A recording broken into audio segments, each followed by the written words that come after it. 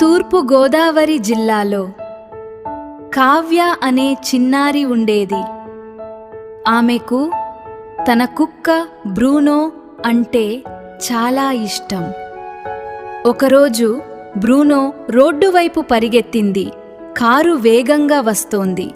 కొంచెం భయంతో వణికుతోంది. కావ్య అతన్ని తన ఒడిలో పెట్టుకుని దగ్గరలోని జంతు ఆసుపత్రికి ఆటోలో తీసుకెళ్ళింది. ఆమె మెల్లగా చెప్పింది, బ్రూనో, భయపడకు, నేను ఉన్నాను. ఆసుపత్రిలో డాక్టర్ బ్రూనోను జాగ్రత్తగా పరీక్షించాడు. దాని కాలి దగ్గర చిన్న గాయం ఉండడంతో కొద్దిసేపటికి డాక్టర్ నవ్వుతూ చెప్పాడు,